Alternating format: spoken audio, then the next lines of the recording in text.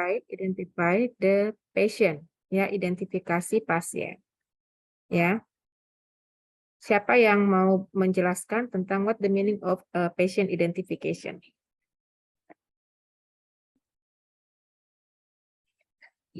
Who want to explain what the meaning of the identification of patient?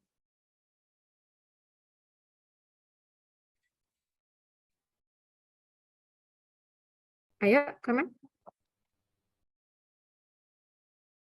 The principle of identification of patient. Prinsipnya, coba prinsipnya, the important thing. Yuk, Raihana, please. Raihana, please. Ya, ma'am.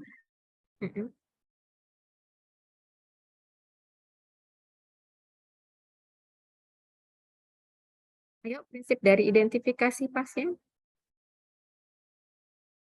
First,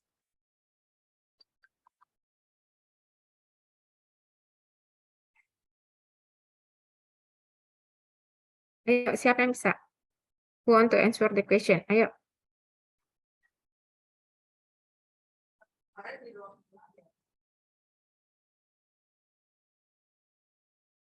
Ayo.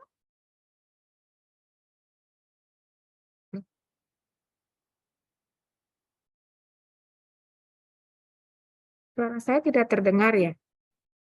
Apakah suara saya tidak terdengar sehingga tidak ada yang menjawab? Halo? Halo? Monitor? Ya, Ibu, izin masuk, izin menjawab, Ibu. Ya, jadi untuk prinsip dari identifikasi pasien itu, yang pertama itu ada mendeteksi dari identitas pasien seperti nama pasien, nomor rekam medik, dan tanggal lahir. Lalu yang kedua itu apabila pasien itu laki-laki maka gelang medisnya itu berwarna biru, dan untuk perempuan itu berwarna pink. Lalu gelang merah itu untuk pasien dengan alergi. Lalu untuk warna yang kuning itu sebagai pasien yang beresiko jatuh.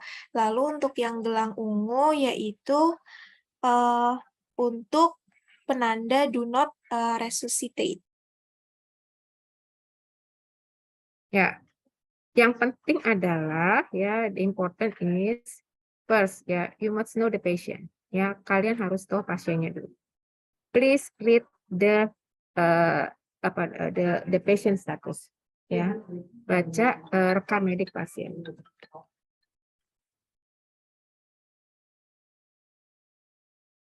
Lalu aku lagi ngaca. Ini udah banyak. Aku lagi ngaca.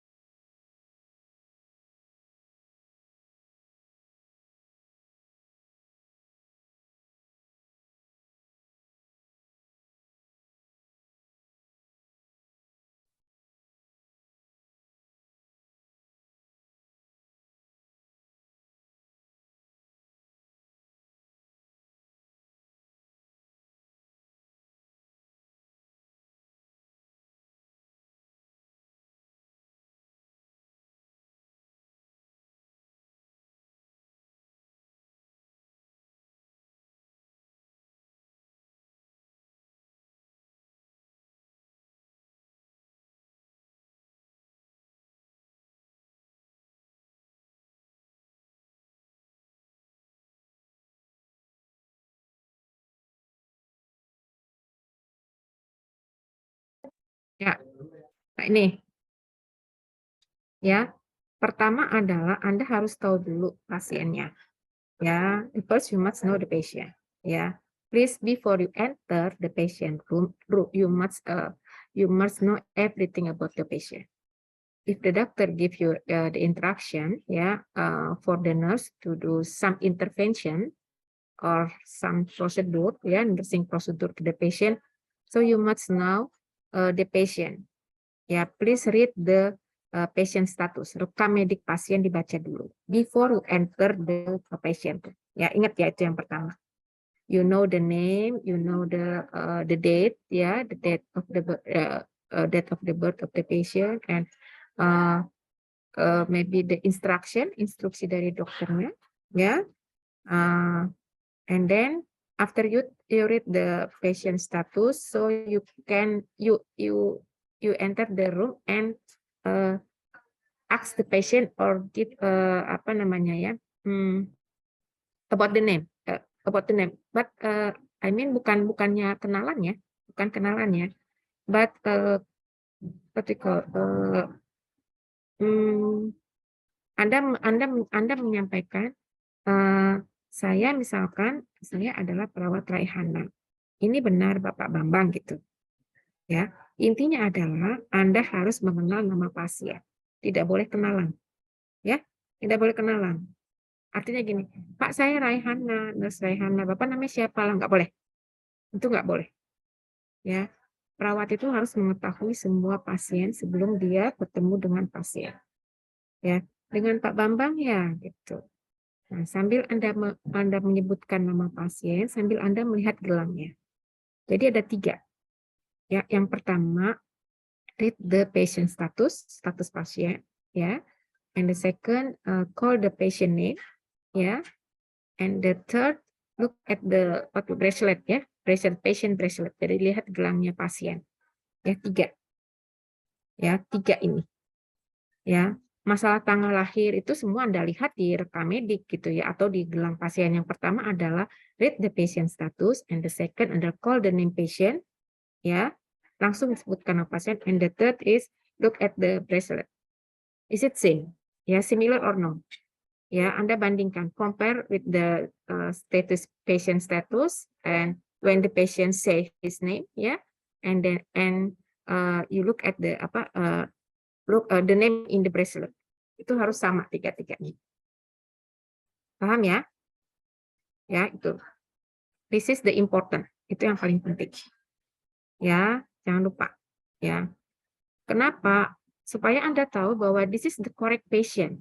So you cannot wrong the wrong intervention. Jadi Anda tidak memberikan intervensi yang salah. Or we call it a malpractice. Ya, so you must know the patient clearly. Ya, harus benar-benar tahu pasien secara jelas. Ya, if the procedure is, if the instruction is insert the infus, ya, infusion, ya, misalkan intervensinya adalah pangsa infus, so it is clearly that the patient is Pak Bambang, misalkan, bahwa ini pasiennya adalah Pak Bambang. Bambangnya Bambang siapa? Bambang Budi, bukan Bambang Ari, misalkan. Ya, for example, we have 2 patient with the Bambang, ya, dengan nama Bambang, ya. Bambang Budi bukan Bambang Ari. Yang dipasang infus adalah Bambang Budi bukan Bambang. Ya, must be clearly. Ya, harus benar-benar clearly. Ya, harus benar-benar jelas. Ya, oke, this is for the identification patient. Ya. Nah, ini adalah this is the what we call it the penandanya, ya, penandanya, ya. Ya, penandanya pasien itu biru, perempuan itu merah jam. And this is the other sign, ya. Kuning, yellow, ya, fall of the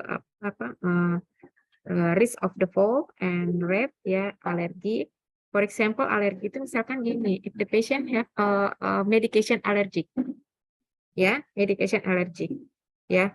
So the nurse must use the bracelet with the red color into the patient, ya. So the other nurse or the doctor know that the patient have allergy. Dari mana dia tahu itu ada alergi? Di mana? Apakah di gelangnya itu ditulis ini alergi, ini enggak? But in the patient status, ya, tandanya dia alergi apa? Apakah alergi makanan, alergi obat, itu adanya di di status pasien. Ya, so if the for the nurse or the other health professions, ya, they will know the the type of the allergy from the status patient. Mereka akan tahu itu tipe dari alergiknya adalah dari rekam medik pasien. Ya, ini. And yang berikutnya adalah do not resuscitation. Who knows about the do not resuscitation? Siapa yang tahu? Who knows? Izin menjawab, Ibu. Saya Rantis, pengetahuan saya do not resuscitate itu berarti pasiennya itu nggak boleh diberi CPR ya, Bu? Ya, do not resuscitation. Ya, don't do resuscitation to the patient. Jangan lakukan resusitasi. Pertolongan ya CPR ya, CPR yang ada tekan-tekan atau yang di itu ya. This is especially for the patient with the terminal condition. Ya, terminal condition adalah penyakit-penyakit terminal ya. Penyakit-penyakit terminal misalkan penyakit kanker yang sudah stadium sekian, or patient with the chronic ya, chronic disease, pasien dengan penyakit kronis gitu ya. Some we can do the do not resuscitate, but yeah, the decision of to make the NR adalah pasien. Pasien yang membuat, bukan keluarga, bukan Anda, bukan perawat. Oh, ini pasien terminal, udah kanker stadium 4, udah kita lakukan DNR, nggak boleh. Ya, dari siapa berarti yang memutuskan? Pasien sendiri. Ya, pasien make the sign. Ya, pasien membuat sign ya, tanda tangan bahwa dia jangan dilakukan resusitasi bila terjadi, if something happen to him, don't do resuscitation. Ya itu.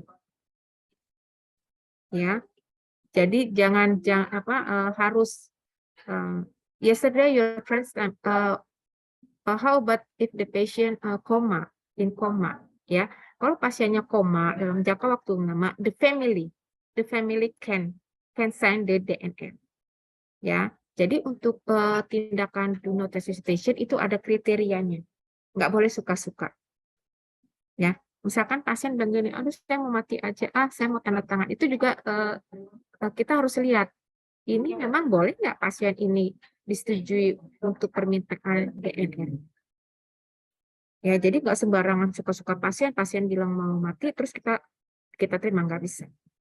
Ya, we must look at the criteria. Yeah, we have a criteria for the decision of DNR. Ya, do not resuscitation. Ya, jadi ada kriterianya, nggak sembarangan.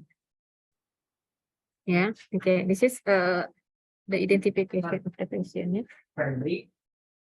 Ini, and you must give the explanation for the patient if you want to put the bracelet. Yeah, the patient the meaning of the color. Yeah, some of the patient has three. Yeah, have the three bracelet. Maybe like blue and then yellow and then red. Ya, bisa saja satu pasien ada 3. Ya, misalkan dia laki-laki tapi dia resiko jatuh, for example from the lansia, ya kan? Lansia, orang lanjut usia itu kan resiko jatuh. Atau misalkan the other patient with the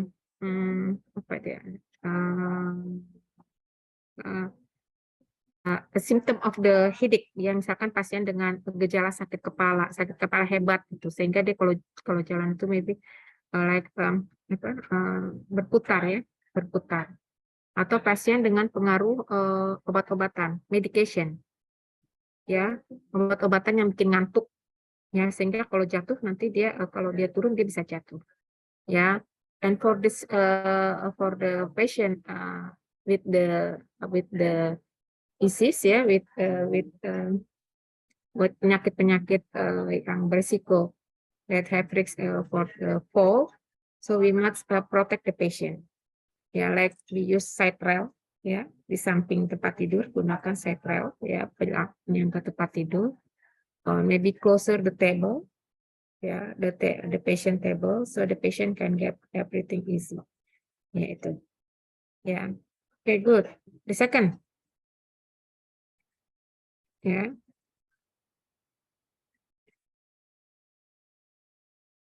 Ya, ini this is the kapan pasien itu diidentifikasi pada saat pemberian obat. Why? Karena pemberian itu berbahaya ya, pemberian obat ya. Ya, kemarin Anda lihat itu ada LASA, look alike, sound alike, ya. Obat yang kelihatannya bentuknya sama dan suaranya pun sama. Ini harus hati-hati. Be careful with the medication like this. Ya, transfusi darah juga, hati-hati. Yang harusnya ditransfusi adalah Pak Bambang Ari, tapi Anda transfusi Pak Bambang Budi. Nah ini, kalau udah kayak gini perawatnya melakukan malpraktek. Ya, pengambilan darah sampel yang harus Anda ambil adalah sampel darahnya Pak Bambang Budi, tetapi yang Anda ambil Pak Bambang Ari. Komplain nanti dia. Ya, dan kalau komplain mereka bisa melakukan penuntutan. Ya, kenapa perawatnya nggak baca gitu? Ya. Nah ini adalah the second target, ya, communication, effective communication. So who want to explain what the meaning of effective communication? Yuk. Siapa? Ayo.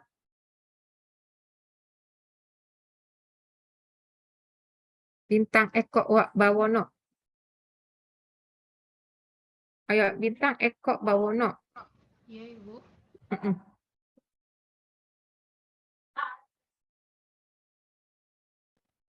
Maaf, Ibu. Apa pertanyaannya tadi, Bu? Yuk. Kamu kemana aja? Ada yang bisa menjelaskan nggak? Kasih tahu ke Bintang apa yang mesti dia jawab. Ayo. Loh, semuanya nggak ada yang tahu apa yang mesti dijawab. Saya minta penjelasan. Aduh.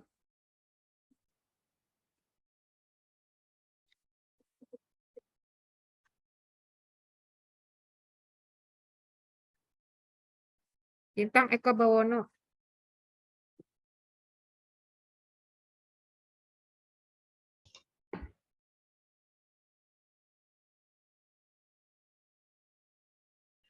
Penjelasan komunikasi yang efektif itu bagaimana ya, Bu?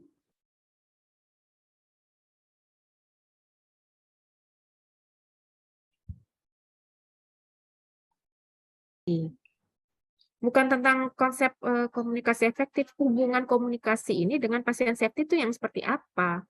Komunikasi yang bagaimana yang bisa untuk safety? Kita topiknya tentang patient safety ya. Iya, Ibu. Untuk pasien safety, komunikasi yang efektif itu pada saat pemberian obat misalnya, mungkin ditanyakan dulu tepat waktunya itu pemberian obat, apakah sebelumnya udah diberikan obat kepada pasien atau belum, terus keakuratan obatnya.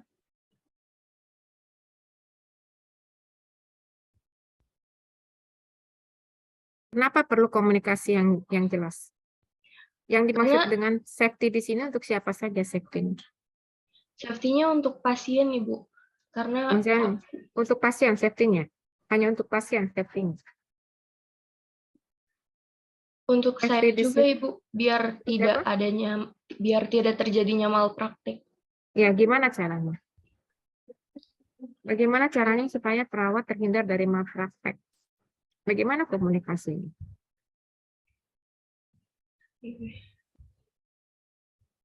Siapa yang mau jawab? Siapa yang mau bantu jawab?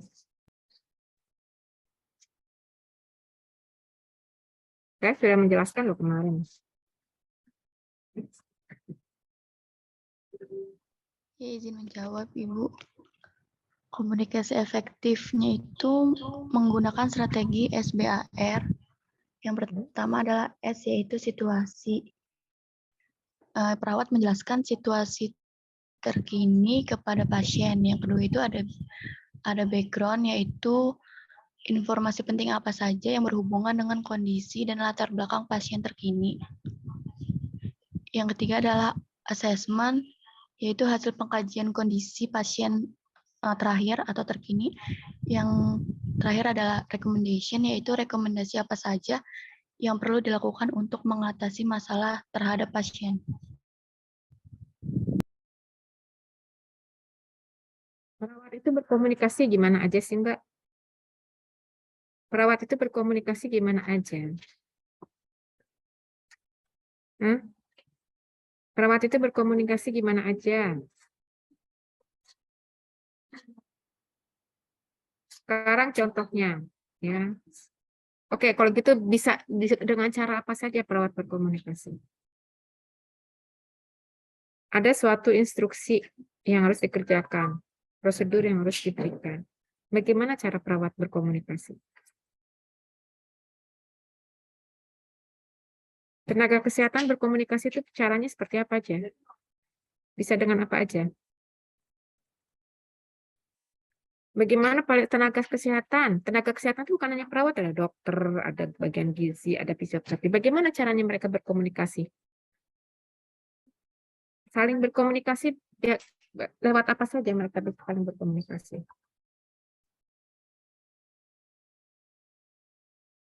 Halo?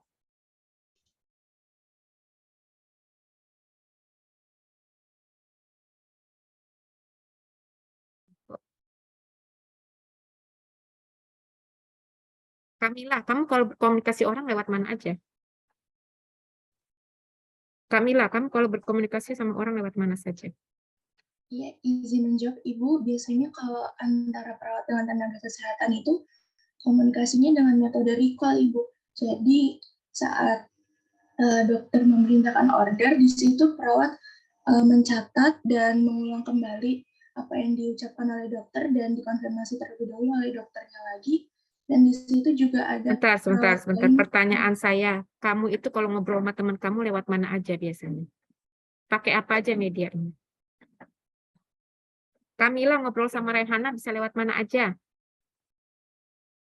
menggunakan lisan Ibu. Oke, lisan, satu.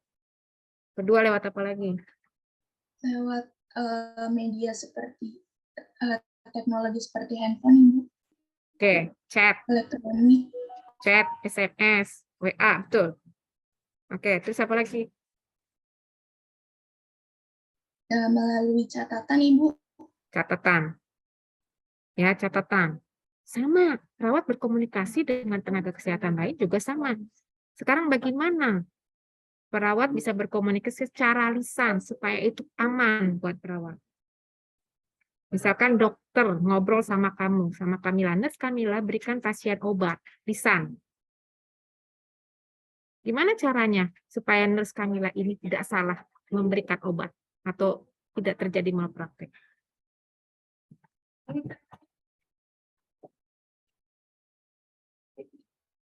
Gimana caranya?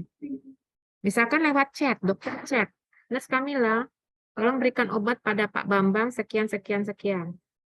Terus habis itu Anda berikan obat sesuai dengan yang disampaikan oleh dokter. Ya kan?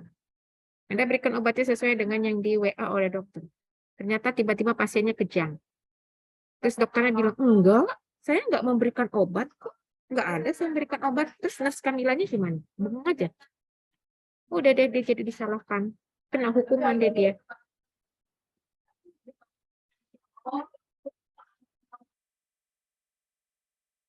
Nah, itu ya. Jadi secara elektronik. Kalau secara elektronik, jangan pernah, kalau sifatnya itu pemberian instruksi, dokter memberikan instruksi kepada kalian.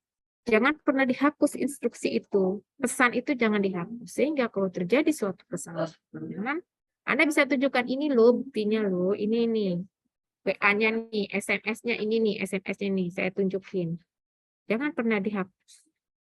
Apalagi yang sifatnya itu adalah instruksi atau pemberian pemberian suatu misalkan tindakan. Ini loh, dokternya nulis, pasiennya disuruh diantar untuk ronsen. Ya, misalkan contohnya seperti itu. Ya. Nah, kemudian contohnya lagi obat-obatan. Ya, itu tadi obat-obatannya ternyata pasiennya kejang. Ini loh, dokternya menuliskan bahwa pasiennya mendapatkan obat ini kok. Nah, itu. Ya. Nah, sekarang kalau lisan gimana coba kalau lisan? Hanya antara, kalau lisan gimana supaya kamu aman? Karena yang dikatakan safety bukan hanya safety untuk pasien, tapi safety juga untuk perawat. Bahwa Anda tuh aman. Ya, ingat, nurse 24 hour, ya 24 jam bersama pasien. Perawat 24 jam artinya adalah ada shift ya, shift pagi, siang, sore, malam. 24 jam bersama pasien. Ya. Yang lainnya tidak. Dokter tidak 24 jam. Maksudnya 24 jam tidak standby di situ terus, dia akan berpindah-pindah. Tenaga kesehatan lain juga akan berpindah-pindah.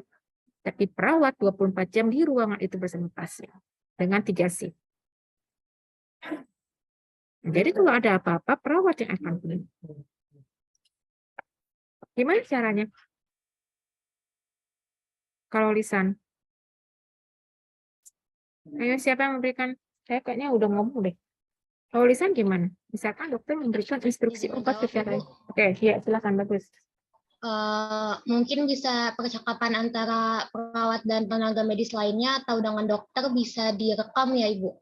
Direcord maksudnya. Direkam. Oke, direkam. Terus apa lagi? Izin berpendapat Ibu. Mm-hmm. Kalau semisal ordernya itu dalam bentuk lisan, menurut saya itu bisa dari perawatnya dicatat, terus divalidasi ke dokternya, apakah benar seperti ini, yang seperti itu, atau mungkin untuk bukti valid lebih lanjutnya, hasil catatan itu juga kayak ada tanda dari dokternya kalau itu benar order dari dokter ini. Oke, pertama ya, dokter memberikan instruksi lisan ada 2. Ya, 1 bisa di depan pasien pada saat operan. Ya. Nah, pada saat operan itu biasanya perawatnya mendampingi bersama-sama dengan dokternya. Perawatnya melaporkan kondisi pasien seperti ini, kemudian dokternya mendengar. Tapi biasanya instruksi itu diberikannya pada saat di nurse station, meja perawat. Nah, pada saat ada di meja perawat, ya usahakan supaya ada perawat lain yang melihat, yang mendengar. Not only you, jangan hanya Anda. Sehingga tidak salah gitu loh. Selain dicatat, ada perawat lain sebagai saksi bahwa dia mendengarkan dokter itu memberikan instruksi itu. Paham ya? Ada saksi di situ. Makanya kalau informasi atau instruksi lakukan di ruang nurse station di mana ada tenaga kesehatan lain yang menjadi saksi. And then validasi. Betul, validasi lagi. Ini benar ya dok? Ini seperti yang saya tuliskan, udah benar ya dok?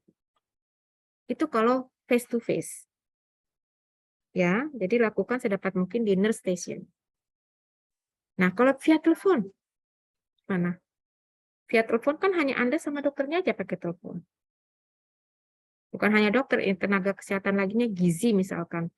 Ini ya, nurse ini nanti gizinya pada Pak Bambang Ari itu sekian kalori, ininya segini, ininya segini. Nggak taunya pasiennya tiba-tiba mengalami ini karena kelebihan protein. Bisa jadi. Gimana kalau via telepon? Ayo. Want to answer the question? Gimana kalau via telepon?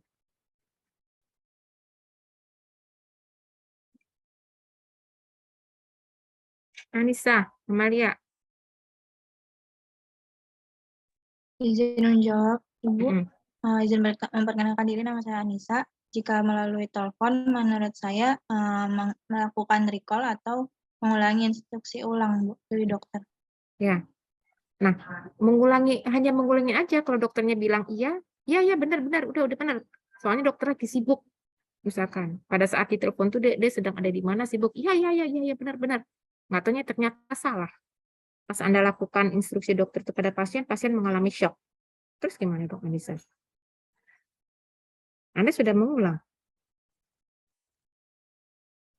Izin menjawab Bu, untuk instruksinya bisa dicatat atau dikonfirmasi ulang dan divalidasi. Sudah. Dok, benar nih dok, pasiennya dikasih ini, iya. Oke ya dok, saya tulis ya dok, iya. Terus Anda berikan itu, ternyata pasiennya shock. Kemarin kan dokter bilang ini ada catatannya. Enggak, saya bukan belinya pentaluminal, saya belinya pentolaminal, kan look like Akanasa tadi.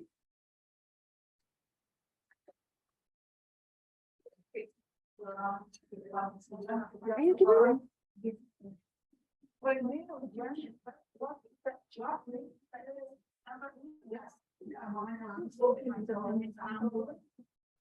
Ya, jadi pada saat Anda bertelepon, ya, selain Anda validasi, Anda catat, jangan lupa itu ada orang lain di situ, ada perawat lain. Dok, saya ulangi lagi ya, pasien Pak Bambang Budi mendapatkan terapi ini. Kebetulan di sini ada perawat Yuma di sini bersama saya ya, Dok. Nah, paham? Jadi ada saksi. Intinya adalah kalau yang sifatnya pemberian instruksinya antara perawat sama dokter yang sifatnya hanya dua arah, itu harus ada saksi. Selain catatan, dokumentasi ada saksi yang lain. Paham ya? Ya, biasanya kan perawat menerima telepon itu pasti melewati telepon kantor. Makanya jangan pakai telepon handphone pribadi. Ya, jangan pakai handphone pribadi, gunakan telepon ruangan, telepon kantor. Boleh kalau menelpon dokter boleh pakai telepon. Ya, understand, kelas? Paham ya? Oke. Ya itu. Ya, jadi elektronik bisa lewat PA, jangan dihapus, lisan harus ada saksi, validasi, recall ulang, dan harus ada saksi. Tertulis ini juga jangan dihilangkan. Ya. Nah, ini yang tadi dikatakan. Jadi apa? Nah, yang Anda laporkan itu harus jelas. Ya, jangan Anda melaporkan, dok, ini Pak Bambang Budi, itu dia muntah-muntah, dok. Kenapa? Situasinya bagaimana? Nggak tahu. Tanda vitalnya gimana? Nggak tahu. Terus tadi pasien habis makan apa? Kok muntah-muntah? Nggak tahu. Ya, kalau gitu Anda nggak usah sekolah tinggi-tinggi kalau semuanya nggak tahu. Ya, jadi Anda sebagai perawat, apalagi dengan tingkatan nurse, Anda kalau mau melaporkan sesuatu kepada tenaga kesehatan, siapapun itu tenaga kesehatan lain, tolong yang jelas. Ya, ini tadi pakai si isbar ini. Selamat siang, Dok. Ini dengan Nurse Hertinayu. Saya mau melaporkan kondisi Pak pasien Budi, Pak Bambang Budi. Dia muntah-muntah, Dok, sejak jam 3 pagi. Saya sudah cek tanda vitalnya. Nah, itu tanda vitalnya sekian. Saya juga lakukan pemeriksaan, ya, pemeriksaan fisik di daerah abdomennya. Ternyata abdomennya kembung, Dok. Bunyinya kembung, banyak gas. Nah, itu Anda laporkan. Ya, assessment. Ya, latar belakangnya Anda jelaskan. Dari kemarin belum ada kejadian apa-apa, baru keluhannya sesudah pasien mendapatkan obat ini, misalkan. Jelaskan background-nya, Anda assessment bahwa Anda lakukan pemeriksaan tanda vital, Anda lakukan pemeriksaan ini. Saya sudah lakukan kompres, Dok. Saya sudah berikan suruh minum air hangat untuk mengurangi muntah-muntahnya, tapi tidak membantu. Nah, jelaskan bahwa Anda sebagai perawat bukannya tidak melakukan tindakan, Anda melakukan tindakan untuk memberikan pertolongan. Kira-kira apa nih, Dok, rekomendasinya untuk pasien Pak Bambang? Nah, gitu. Paham? Ya, gitu. Ya, ini yang dijelaskan. Melaporkan kondisi pasien dengan benar. Jangan tiba tanda vitalnya berapa, harus nggak tahu. Emang tadi pasien kemarin kan nggak ada keluhan muntah, kok tiba-tiba jadi muntah sebelumnya makan atau melakukan apa? Nggak tahu. Wah, repot itu. Kalau perawat ngatain bilangnya nggak tahu. Udah dikerjain apa tadi? Nggak tahu. Belum dikerjain apa-apa, Dok. Udah deh kesini aja nih, Dok. Nanya-nanya terus, nah repot dah. Ya. Nah ini ya, isbar. Nah ini ya komunikasinya, komunikasi verbal, jangan lupa. Nah ini yang saya katakan, coba lihat nih. Penobarbital, pentobarbital. Mirip kan? Satu peno, satu pento. Kalau Anda tidak jelas, Anda tidak lakukan lagi membaca ulang, mengeja kembali. Ini ya nurse, misalkan si Yuma mau operan sama si Hertinayu. Ini ya nurse Hertinayu ya, ini operan dinas pagi ke dinas sore. Pasiennya dapat pento ya, bukan peno. Nah, Pento ya, Nurse Yuma ya. Pasiennya pento ya, benar ya, bukan peno. Nah itu, ini. Pengulangan, dieja kembali. Karena ini tadi last. Paham ya? Nah, for the ini, high alert.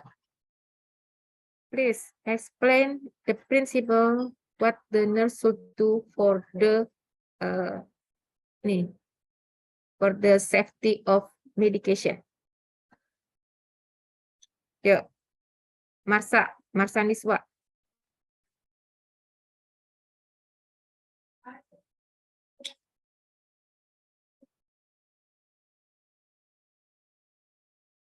Ayo Marsa.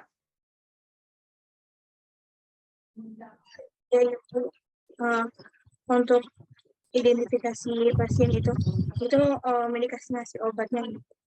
Jadi bisa dilihat lagi catatan yang ada di status pasien juga, terus sama ngelihat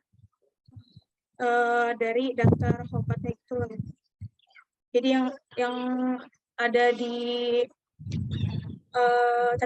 catatan perawatnya itu harus dilihat kembali.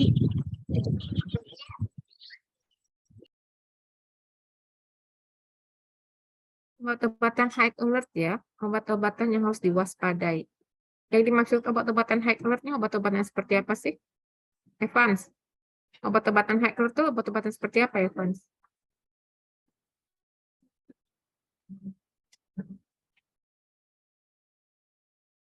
Evans, yang dimaksud dengan obat-obatan high alert itu obat-obatan seperti apa contohnya? Dia menjawab, Bu, Ya. Kayak heparin gitu, Bu. Heparin, ya, obat pengencer darah, nggak boleh sembarangan. Terus apa lagi? Insulin. Insulin. Tidak terlalu high alert itu obat-obat yang mana tadi? Yang LASA tadi, yang sama. Ya, yang model LASA. Terus obat apa lagi? Cairan-cairan yang sifatnya konsentrat tinggi yang berbahaya. Ya, jadi benar-benar harus melalui pemantauan pemberiannya.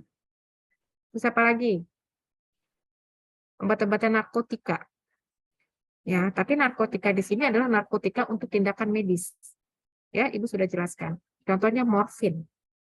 Ya, morfin itu salah satu pengobatan yang digunakan untuk pasien dengan nyeri yang sangat hebat, pada pasien dengan kanker, pada pasien dengan penyakit-penyakit yang luar biasa sakitnya. Digunakan morfin. Karena ini yang paling efektif untuk mengurangi nyeri yang dengan tingkatan kalau grade-nya kemarin Anda belajar 0,1 sampai 10 itu yang sudah nyerinya 9. Ya, itu adalah obat-obatan high alert. Terus bagaimana untuk prinsip untuk keamanannya? Obat-obatan yang tadi yang berbahaya, high alert itu obat-obatan yang berbahaya intinya. Obat-obatan yang berbahaya, yang harus diwaspadai. Ya, bukan hanya berbahaya tapi harus diwaspadai kayak tadi tuh ada nama sama namanya. Bagaimana? Bagaimana untuk keamanannya? Siapa bisa jawab? Ya. Sekarang udah tahu nih obat-obatan high alert, obat-obatan yang seperti ini. Terus bagaimana untuk menjaga keamanan? Supaya jangan sembarangan diambilin. Takutnya nanti salah, malah berbahaya.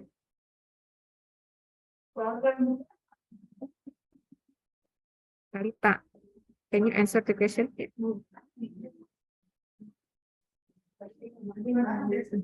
Yes, ma'am. How to control the medication with the high alert medication? Dengan 7 benar obat bukan, Bu? Dengan apa? 7 benar obat. 7 benar obat. What else?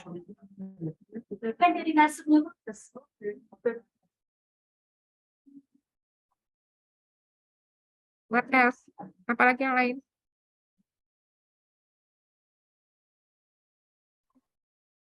Izin menjawab, Ibu. Ya. Untuk obat-obat high alert ini, dia penyimpanannya harus beda, Ibu, dengan produk lain. Jadi Oke, dia good. disimpan di laci atau lemari atau area yang terkunci dan terpisah dengan produk lain. Ya. Jadi penyimpanannya itu berbeda dengan obat-obat yang lain.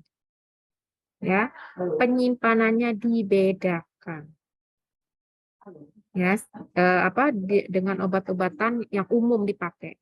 Jadi seperti obat-obatan yang lasa, tadi ada khusus boxnya. Nanti ditulis di situ ditulis obat-obat dengan jenis yang sama. Tulis. Ya. Kemudian narkotika, morfin.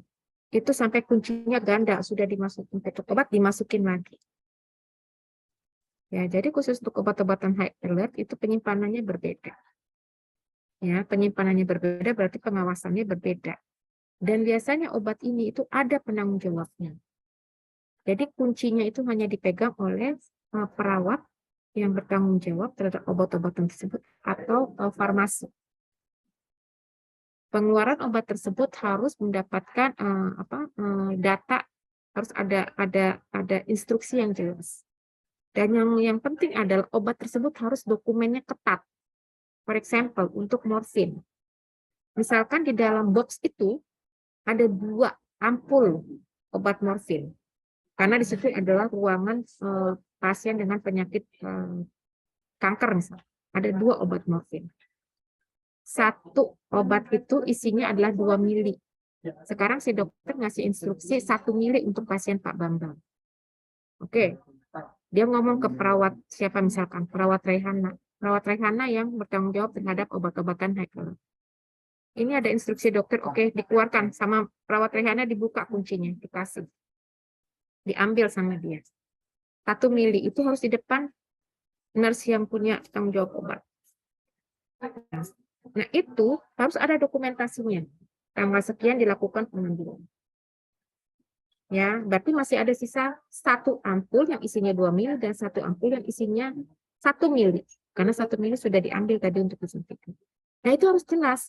Apabila operan ternyata hilang, kan baru dia 1 mili, yang sisa 1 mili kemana? Nggak sengaja misalkan Raihana membuang atau nggak tahu lah.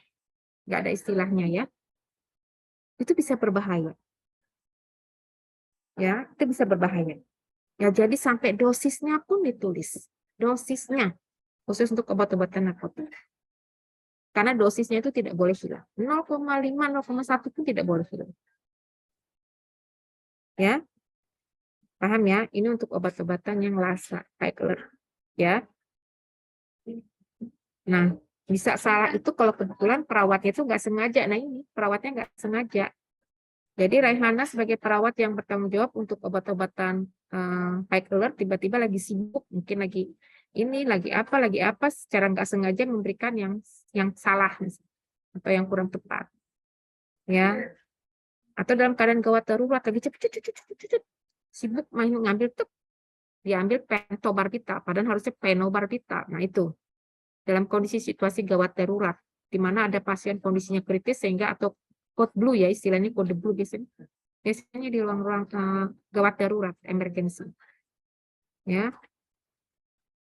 Nah, ini seperti ini juga nih, obatnya sama tetapi dosisnya berbeda. Yang satu 500 mili, yang satu 200 mili. Lihat nggak? Same for the name, ya, but different of the doses. Yang satu 200, yang satu 500. Careful with this. Kalau Anda ternyata pasiennya dapatnya 500, tapi Anda ngambil yang 200, dampak nggak ke penyembuhan pasien?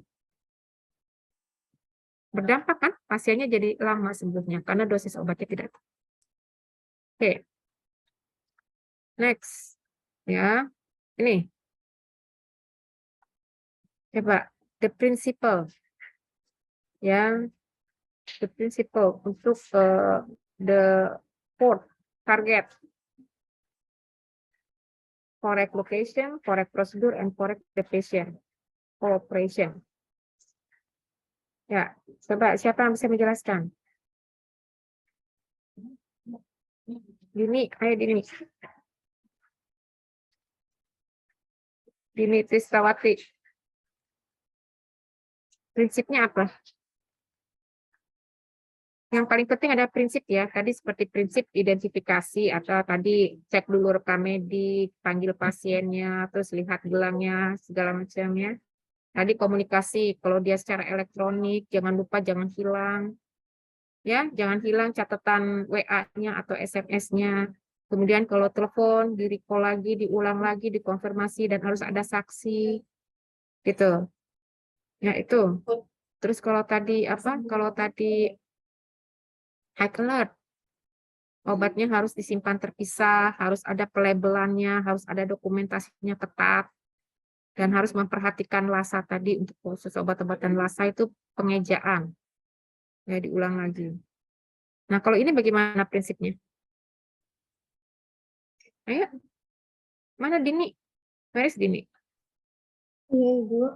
Nah, Izin menjawab ya, Ibu. Mohon mm-mm. koreksinya kalau salah ya, Bu. Kalau menurut saya, kalau untuk prinsip dari kepastian tepat lokasi, Ibu, misalkan tepat lokasinya ini kayak buat operasi gitu. Jadi kepastian tepat lokasinya itu dia bisa dengan prinsip kayak penandaan area operasinya dengan tepat kayak gitu, Ibu. Terus kalau misalkan untuk yang tepat kayak prosedur gitu, bisa mengetahui ketepatan lokasi prosedurnya, kayak misalkan mungkin penilaian sebelum induksi anestesi, Bu, sama sebelum insisi pembedahan. Kalau untuk tempat pasien operasinya itu bisa kayak mengidentifikasinya itu kayak operasi, kayak misalkan sebelum pelaksanaan pasien operasinya itu kita bisa mengidentifikasi pasiennya dengan kayak nama pasiennya tadi yang sudah dijelaskan, terus nomor rekam medisnya, terus DOB atau tanggal lahirnya, seperti itu Ibu, sama gelar identitas pasien. Ya, ini adalah kesalahan-kesalahan. Ya, prosedur itu terjadi kesalahan ini karena komunikasi tidak efektif. Yang tadi tidak dilakukan. Ya, yang dia itu misalkan kalau pakai SMS atau WA itu ternyata dihapus. Kemudian kalau dia telepon tidak ada, kemudian tidak menjelaskan secara isbar tadi perawatnya. Ya. Nah, ini komunikasi tidak efektif. Ya, ini adalah ini adalah kondisi-kondisi yang menyebabkan terjadinya salah. Nah, jadi bagaimana prinsipnya supaya perawat itu bekerja tidak salah ini? Nah, ini sesuai dengan WHO. Nah, ini. Lakukan pengecekan before induction of anesthesia, before skin incision, before patient leaving the operating room. Ini pengecekan. Ya, ini pengecekan 3 ini. Wajib, paling penting. Khususnya untuk pasien yang akan disiapkan untuk operasi. Ya, apakah benar ini nama pasien tuh? Apakah benar lokasinya? Lokasi operasinya benar apa enggak? Ini. Nih, lokasi operasinya benar atau enggak? Jangan sampai kejadian seperti ini. Nah, ini. Yang sakit kaki mana, yang dioperasi kaki mana. Ini, pasien ini nih ceritanya. Ya. Jadi nih, kemudian nih, Anda bisa baca ini. Benar nggak sudah dicek? Labnya benar nggak? Apanya benar nggak? Nah, ini. Ya, ini harus dicek ya. Before induksi, sebelum dilakukan anestesi, pembiusan, sebelum dilakukan pembedahan, ya, benar nggak lokasinya di sebelah kanan, bukan sebelah kiri? Itu harus dipastikan. Kalau sekarang itu sudah ada monitor TV ya, kalau pas di ruang operasi Anda lihat nggak ada TV-nya. Nah itu adalah di situ menunjukkan lokasinya. TV. Jadi kamar operasi itu sekarang ada TV menunjukkan hasil fotonya loh. Ternyata yang luka itu atau yang harus dioperasi adalah sebelah kiri, bukan sebelah kiri. Itu dari fotonya kelihatan. Nah ini. Ya. Nah sebelum pasien meninggalkan kamar operasi, yakinkan bahwa pasien itu sudah aman. Ya, kalau pasien itu sudah aman ini. Ya.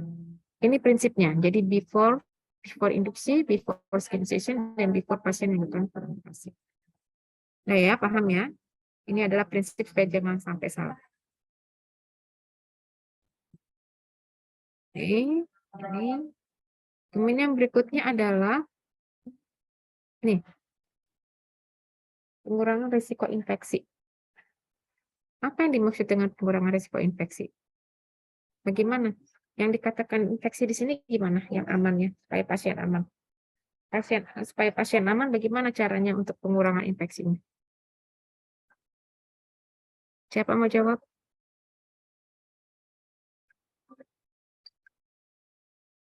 Siva Kartika.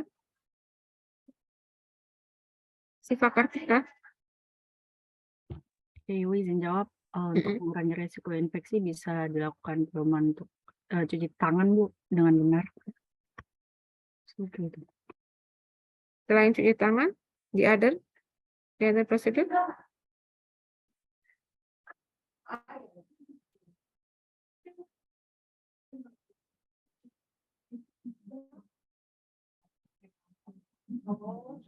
Izin menjawab, Ibu, menggunakan APD. Ya, penggunaan APD. Tujuan penggunaan APD untuk siapa saja? Untuk melindungi pasien dan melindungi perawat. Oke, good. Contohnya melindungi pasien dan contohnya melindungi perawat.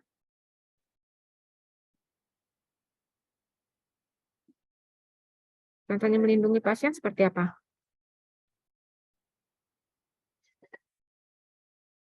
Contohnya melindungi pasien, misalkan kita punya pasien, ya ada 2 jenis isolasi. Ini pasien sama-sama diisolasi.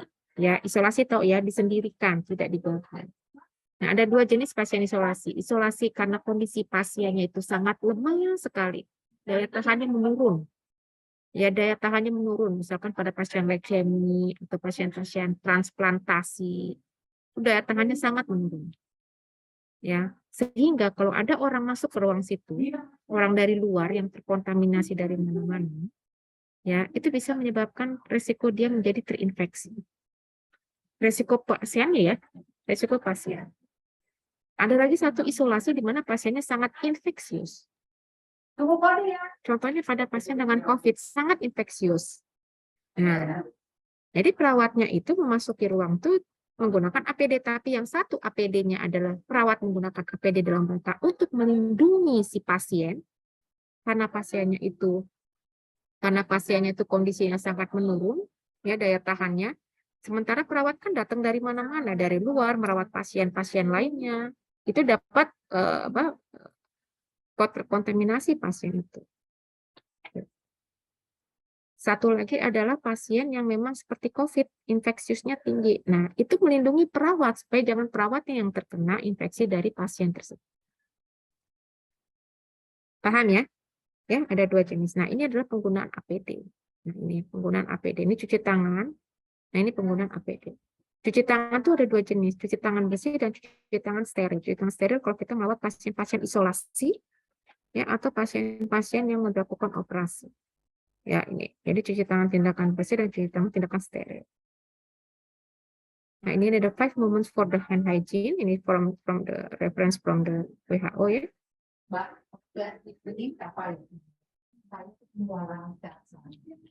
Nah, ini. Sekarang ya untuk pengurangan risiko pasien jatuh. The principle how to decrease the patient fall. Who want to answer the question? Who want to answer atau who want to explain how to decrease the risk of the patient fall? Rena.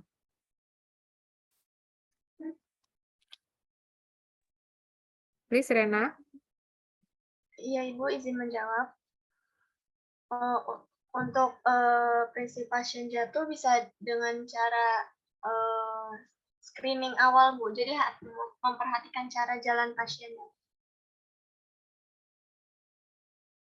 Dengan cara apa? Memperhatikan cara jalan pasiennya. Cara jalan pasien. Terus apa lagi? Terus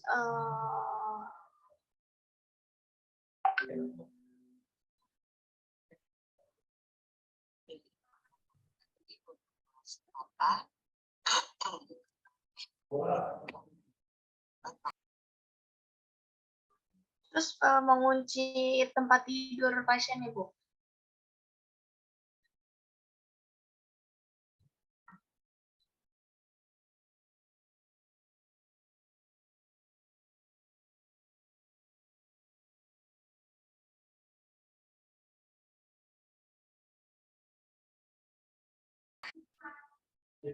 Ya, Ya, banyak resiko untuk jatuh ya, bukan hanya berjalan saja ya. Kemarin gimana yang dijelaskan? Yang dijelaskan mana oleh kelompok apa saja coba yang dijelaskan untuk mencegah jatuh, caranya gimana aja? Selain perawat mendampingi pasien jatuh, perawat mendampingi pasien pada saat berjalan, terus pada saat apa lagi? Ya, izin menjawab, Ibu. Yang pertama itu mempertahankan tempat tidur pada ketinggian yang Oke. sesuai. Ya, terus? Terus yang kedua itu memasang nurse call bell. Mm-mm. Yang ketiga itu meletakkan barang yang sering digunakan di dekat pasien. Bagus, terus?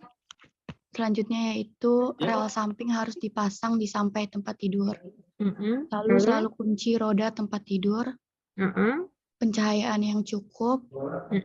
Meletakkan alat bantu di dekat tempat tidur pasien. Memastikan lantai ruangan tidak basah dan licin. Lalu eliminasi kebutuhan. Bantu kebutuhan pasien, ya. Iya, selanjutnya Terus? yaitu mengedukasi pasien tentang pencegahan jatuh. Ya, bukan hanya pasien tapi juga keluarga ya. Biasanya kalau pada pasien jatuh itu selalu didampingi satu keluarga. Ya, pada pasien jatuh harus didampingi satu keluarga. Ya, gitu ya, betul ya. Jadi seperti itu. Nah, tapi yang pertama sebelum Anda melakukan tindakan tersebut, tahap pertama adalah pengkajian, assessment. Nah, ini assessment. Ya, ini assessment yang digunakan Morse ya untuk yang dewasa di atas 18 tahun. Kemudian ini untuk yang anak-anak.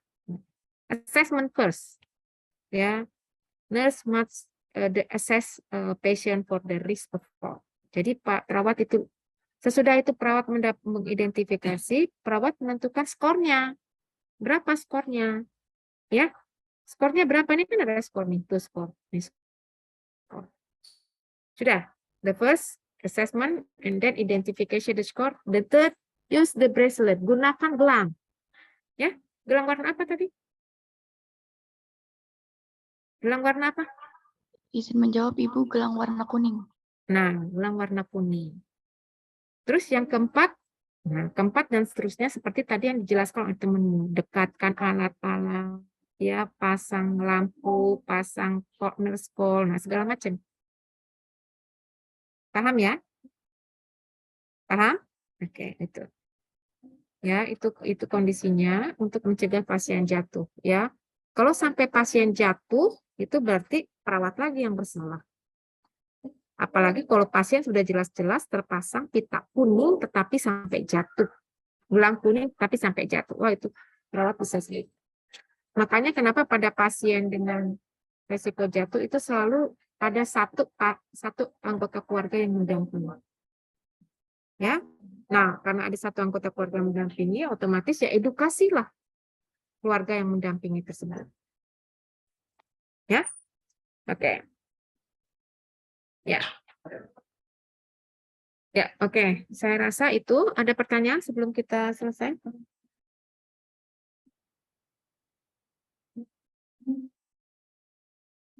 Ini sudah pahamkah prinsip-prinsipnya?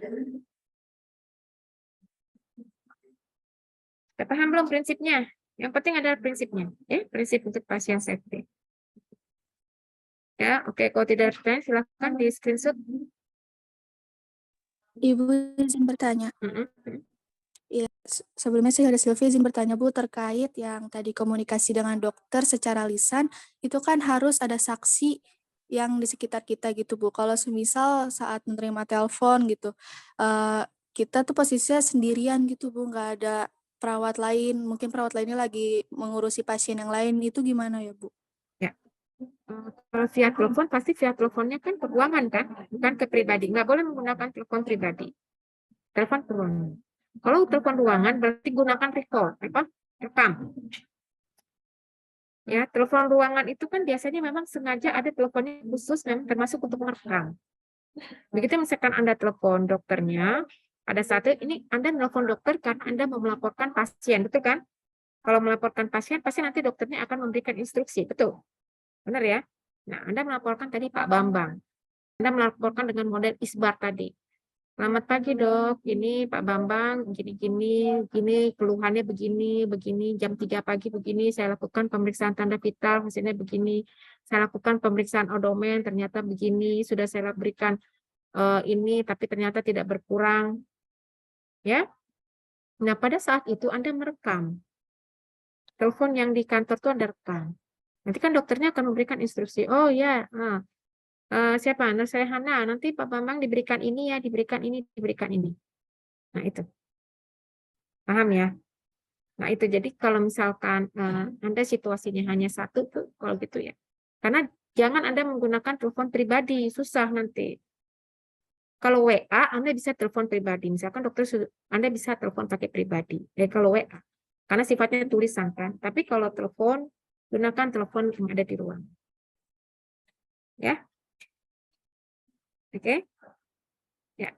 Bagus. Pertanyaan lagi. Dan Hilda? Ya, kalau tidak ada pertanyaan, saya akhiri sampai sini. Sudah screenshot teh? Ibu izin untuk mendokumentasikan.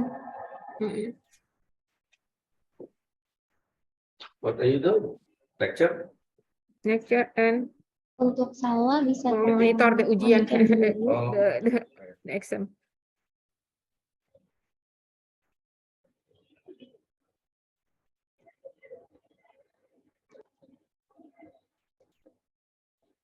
Sudah Ibu, terima kasih. Okay, thank you for the attention. I think I will leave meeting. Wassalamualaikum warahmatullahi wabarakatuh. Waalaikumsalam, terima kasih Ibu. Thank you, Miss. Terima kasih, Ibu.